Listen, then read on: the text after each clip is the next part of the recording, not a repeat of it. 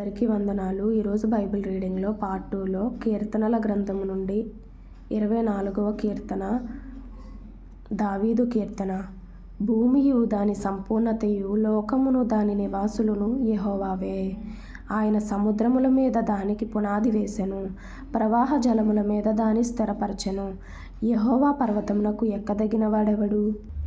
ఆయన పరిశుద్ధ స్థలములో నిలువదగిన వాడెవడు? వ్యర్థమైన దానియందు మనస్సు పెట్టకయు, కపటముగా ప్రమాణము చేయకయు, నిర్దోషమైన చేతులను శుద్ధమైన హృదయమును కలిగియుండువాడే. వాడు యెహోవా వలన ఆశీర్వాదము నొందును, తన రక్షకుడైన దేవుని వలన నీతిమత్వము నొందును. ఆయనను ఆశ్రయించువారు, యాకోబు దేవా, నీ సన్నిధిని వెదకువారు అట్టివారే. గుమ్మములారా, మీ తలలు పైకెత్తుకొనుడి, మహిమగల రాజు ప్రవేశించున్నట్లు. పురాతనమైన తలుపులారా, మిమ్మును లేవనెత్తికొనుడి. మహిమగల ఈ రాజు ఎవడు? బల శౌర్యములు గల యెహోవా, యుద్ధశూరుడైన యెహోవా. గుమ్మములారా, మీ తలలు పైకెత్తుకొనుడి, పురాతనమైన తలుపులారా, మహిమగల రాజు ప్రవేశించున్నట్లు మిమ్మును లేవనెత్తికొనుడి. మహిమగల ఈ రాజు ఎవడు? సైన్యములకు అధిపతియగు యెహోవాయే. ఆయనే ఈ మహిమగల రాజు. అలాగే మత్తయి సువార్త నుండి 24వ అధ్యాయము. యేసు దేవాలయము నుండి బయలుదేరి వెళ్ళుచుండగా ఆయన శిష్యులు ఆ దేవాలయపు కట్టడములు ఆయనకు చూపింపవచ్చిరి. అందుకాయన, మీరు ఇవన్నీ చూచుచున్నారు గదా, రాతి మీద రాయి ఒకటి అయినను ఇక్కడ నిలిచి ఉండకుండా పడద్రోయబడునని మీతో నిశ్చయముగా చెప్పుచున్నానని వారితో అనెను. ఆయన ఒలీవల కొండ మీద కూర్చుండి ఉన్నప్పుడు శిష్యులు ఆయన యొద్దకు ఏకాంతముగా వచ్చి, ఇవి ఎప్పుడు జరుగును? నీ రాకడకును ఈ యుగ సమాప్తికి నీ సూచనలేవి? మాతో చెప్పుమనగా, యేసు వారితో ఇట్లనెను, ఎవడును మిమ్మును మోసపరచకుండా చూచుకొనుడి. అనేకులు నా పేరట వచ్చి నేనే క్రీస్తునని చెప్పి పలువురిని మోసపరచెదరు. మరియు మీరు యుద్ధములను గూర్చియు యుద్ధ సమాచారములను గూర్చియు వినబోదురు.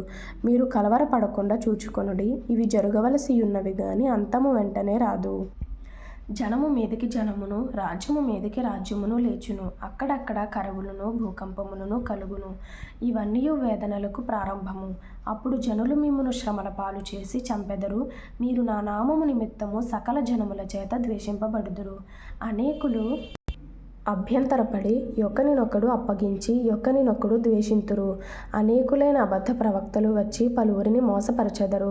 అక్రమము విస్తరించుట చేత అనేకుల ప్రేమ చల్లారును. అంతము వరకు సహించిన వాడెవడో వాడే రక్షింపబడును. మరియు ఈ రాజ్య సువార్త సకల జనములకు సాక్ష్యార్థమై లోకమందంతటను ప్రకటింపబడును. అటు తరువాత అంతము వచ్చును. కాబట్టి ప్రవక్త అయిన దానియేలు ద్వారా చెప్పబడిన నాశనకరమైన హేయ వస్తువు పరిశుద్ధ స్థలమందు నిలుచుట మీరు చూడగానే చదువువాడు గ్రహించుగాక. యూదయలో ఉండువారు కొండలకు పారిపోవలను. మిద్దె మీద ఉండువాడు తన ఇంటిలో నుండి ఏదైనాను తీసుకుని పోవుటకు దిగకూడదు. పొలములో ఉండువాడు తన బట్టలు తీసుకుని పోవుటకు ఇంటికి రాకూడదు. అయ్యో, ఆ దినములలో గర్భిణులకును పాలిచ్చు వారికిని శ్రమ. అప్పుడు మహాశ్రమ కలుగును. గనుక మీరు పారిపోవుట చలికాలమందైనను విశ్రాంతి దినమందైనను సంభవింపకుండవలెనని ప్రార్థించుడి. లోకారంభము నుండి ఇప్పటి వరకును అట్టి శ్రమ కలుగలేదు, ఇక ఎప్పుడునూ కలుగబోదు. ఆ దినములు తక్కువ చేయబడకపోయిన ఎడల ఏ శరీరియు తప్పించుకొనడు. ఏర్పరచబడిన వారి నిమిత్తము ఆ దినములు తక్కువ చేయబడును.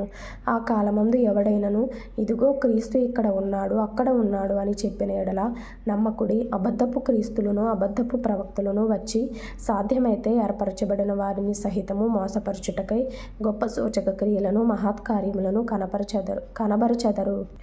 ఇదిగో ముందుగా నేను మీతో చెప్పియున్నాను. కాబట్టి ఎవరైనను ఇదిగో అరణ్యములో ఉన్నాడని మీతో చెప్పినను వెళ్ళకుడి, ఇదిగో లోపలి గదిలో ఉన్నాడని చెప్పినను నమ్మకుడి.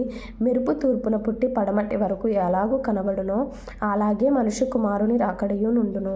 పీనుగు ఎక్కడ ఉన్నదో అక్కడ గద్దలు పోగవును. ఆ దినముల శ్రమ ముగిసిన వెంటనే చీకటి సూర్యుని కమ్మును, చంద్రుడు కాంతిని ఇయ్యడు. ఆకాశము నుండి నక్షత్రములు రాలును, ఆకాశమందలి శక్తులు కదిలింపబడును. అప్పుడు మనుష్య కుమారుని సూచన ఆకాశమందు కనబడును. అప్పుడు మనుష్య కుమారుడు ప్రభావముతోనూ మహామహిమతోనూ ఆకాశ మేఘారూఢుడై వచ్చుట చూచి భూమి మీదనున్న సకల గోత్రముల వారు రొమ్ము కొట్టుకొందురు. మరియు ఆయన గొప్ప బూరతో తన దూతలను పంపును. వారు ఆకాశము యొక్క ఈ చివరి నుండి ఆ చివరి వరకు నలుదిక్కుల నుండి ఆయన ఏర్పరచుకొనిన వారిని పోగు చేతురు. అంజూరపు చెట్టును చూచి ఒక ఉపమానము నేర్చుకొనుడి. అంజూరపు కొమ్మ లేతదై చిగురించునప్పుడు వసంత కాలము ఇంకా సమీపముగా ఉన్నదని మీకు తెలియను. ఆ ప్రకారమే మీరు సంగతులన్నీ జరుగుట చూచునప్పుడు ఆయన సమీపముననే ద్వారము దగ్గరనే ఉన్నాడని తెలుసుకొనుడి. ఇవన్నీ జరుగు వరకు ఈ తరము గతింపదని నిశ్చయముగా మీతో చెప్పుచున్నాను. ఆకాశమును భూమియు గతించును గాని నా మాటలు ఏమాత్రమును గతింపవు. అయితే ఆ దినమును గూర్చియు ఆ గడియను గూర్చియు తండ్రి మాత్రమే ఎరుగును గాని ఏ మనుషుడైనను పరలోకమందలి దూతలైనను కుమారుడైనను ఎరుగరు. నోవహు దినములు ఎలాగుండెనో మనుష్య కుమారుని రాకడయును అలాగే ఉండును.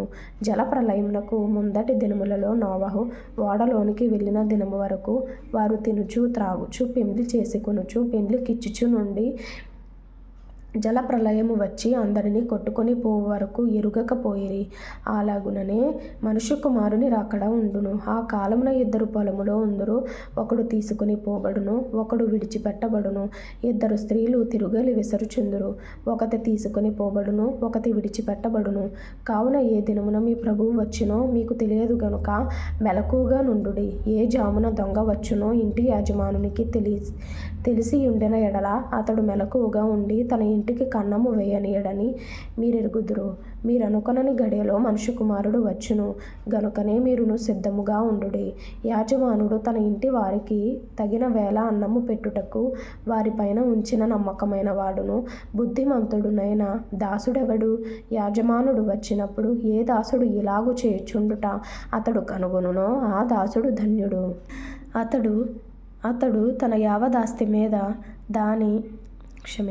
వాని నుంచునని మీతో నిశ్చయముగా చెప్పుచున్నాను. అయితే దుష్టుడైన ఒక దాసుడు నా యాజమానుడు ఆలస్యము చేయుచున్నాడని తన మనస్సులో అనుకొని తన తోడి దాసులను కొట్ట మొదలుపెట్టి త్రాగుబోతులతో తినుచు త్రాగుచునుంటే ఆ దాసుడు కనిపెట్టని దినములోను వాడనుకొనని గడియలోను వాని యాజమానుడు వచ్చి వానిని నరికించి వేషధారులతో కూడా వానికి పాలు నియమించును. అక్కడ ఏడ్పును పండ్లు కొరుకుటయు నుండును. కీర్తనలు అలాగే మత్తయి సువార్త ద్వారా ప్రభు మాట్లాడిన మాటలు ఈ విధంగా నేను ఒక బుక్లో రాసుకున్నాను.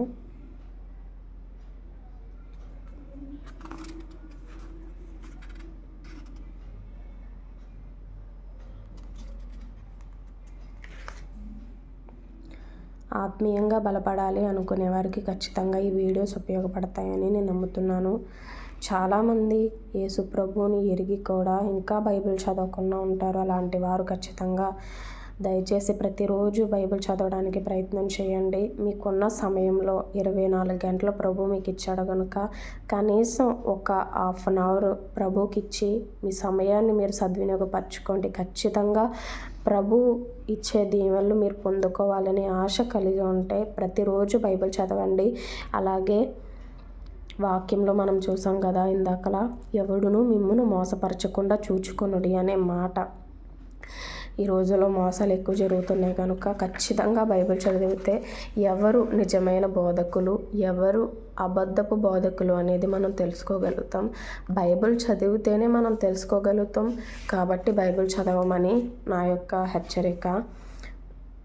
కొంతమందికి బైబిల్ చదవాలనే ఆశ ఉన్నప్పటికీ చాలా కష్టమేమో, లేదంటే అర్థం కాదేమో, చాలా ఎక్కువ పేజెస్ ఉంటాయి, లేదంటే చాలా స్పష్టమైన తెలుగులో చదవాలి, ఇలా ఎన్నో ఆలోచనలతో చదవడం అనేది మానేస్తారు. దయచేసి అలా చెయ్యొద్దు.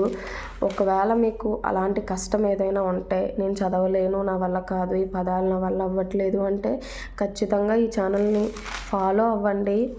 స్పష్టమైన తెలుగులో నేను చదివి వినిపిస్తున్నాను. మీకు అర్థం కాని విషయాలు ఏమైనా ఉంటే వీటిలో మీరు చూసుకొని చదువుకోవడానికి ప్రయత్నం చేయండి. ఖచ్చితంగా ప్రతిరోజు బైబిల్ చదవడానికి ప్రయత్నం చేయండి. ఈ వీడియోస్ పెట్టడానికి గల ముఖ్య కారణం ఏంటంటే, ఎవరైతే దేవుడు అంటే నాకు ఇష్టము అని అంటారో అలాంటి వారు బైబిల్ చదవకుండా ఉండేవారు ప్రతిరోజు బైబిల్ చదవాలి. దేవుడు నీకు ఇష్టమైతే ఖచ్చితంగా నువ్వు బైబిల్ చదవడానికి ఇష్టపడతావు. అందుకనే ఖచ్చితంగా ప్రతిరోజు బైబిల్ చదవాలి అనే ఆలోచనతోనే ఈ వీడియోస్ అయితే పోస్ట్ చేయడం జరుగుతుంది. ప్రభు చెప్పిన మాటను బట్టి ముందుకు వెళ్తున్నాను. ప్రభు మీకు తోడైండును గాక. ఆమేన్.